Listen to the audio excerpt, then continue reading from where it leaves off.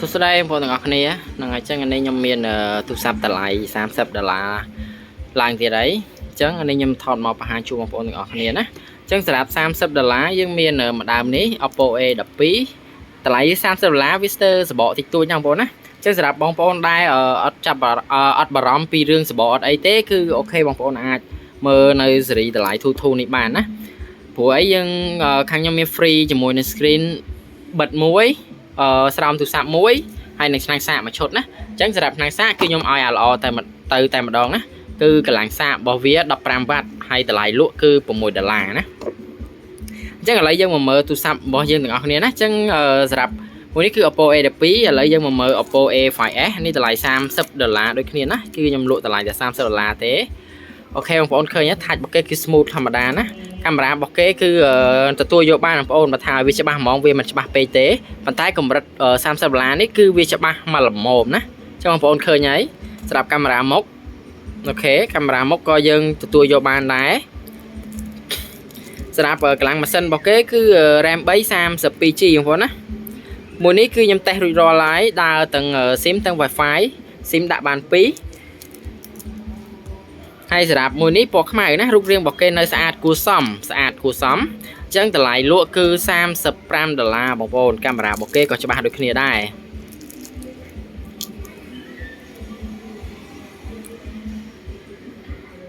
ចឹងបងប្អូនឃើញកាមេរ៉ារបស់គេច្បាស់ជាង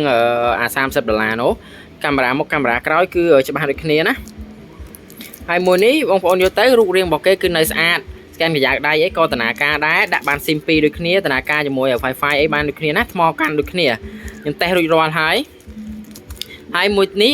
Vivo Y12 បងប្អូនមិនដឹង12ឬ15ទេរៀងវាស្តៀងគ្នាឥឡូវយើងមកមើល spec របស់ Vivo នេះវិញគឺ RAM 4 memory 64GB បងប្អូនណាតម្លៃលក់តែ$35ទេសម្រាប់ Vivo នេះថ្មកាន់សេវាក៏ខ្លាំងដែរចឹងបងប្អូនដែលត្រូវការទូរស័ព្ទតម្លៃធូរ12-14ម៉ឺននេះអាច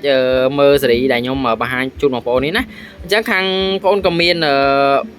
សេវាកម្មទូទាត់2ដែរបើសិនជាបងប្អូនទូទាត់ទៅហើយខាងបងប្អូន free សេវាដឹកជូនប៉ុន្តែបើបងប្អូនចាំពេលអីវ៉ាន់ទៅដល់ដៃចាំបងប្អូនទូទាត់ជាមួយនឹងអ្នកដឹកគឺតម្រូវឲ្យបងប្អូន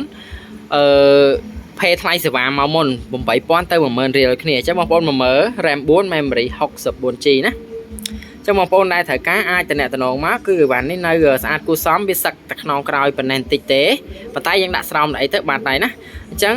បងប្អូនទិញទៅតម្លៃហ្នឹងគឺអត់បារម្ភអីទេយកទៅប្រើតែម្ដងយរួមខ្ញុំដាក់ឲ្យទាំងអស់ទាំង Gmail ទាំងអីប៉ុន្តែសម្រាប់បងប្អូនដែលចង់បាន Gmail ឥឡូវដោយសារ Gmail ពេលដែលបង្កើតវាទាលេខទូរស័ព្ទថ្មីណាអញ្ចឹងគឺតម្រូវឲ្យបងប្អូនសហការមួយគ្នាគឺពេលដែលខ្ញុំបង្កើត Gmail ឲ្យលេខកូដដែលក្រុមហ៊ុន Gmail ផ្ញើឲ្យហ្នឹងគឺផ្ញើមកខាងហាងមកដើម្បីឲ្យហាងបង្កើតឲ្យតែម្ដងណាអញ្ចឹង14ម៉ឺនហ្នឹងបងប្អូនយកទៅមានឆ្នាំងសាកសបក screen ណាសម្រាប់ទូរស័ព្ទចង់តម្លើងកម្មវិធីអីអាចឆាតប្រាប់ខាងហាងទៅគឺខាងហាងរៀបចំឲ្យមួយ set ទៅតែម្ដងអញ្ចឹងសម្រាប់បងប្អូនដែលត្រូវការអាចតំណមកកាន់លេខទូរស័ព្ទរបស់ហាងបានគឺលេខមួយនេះ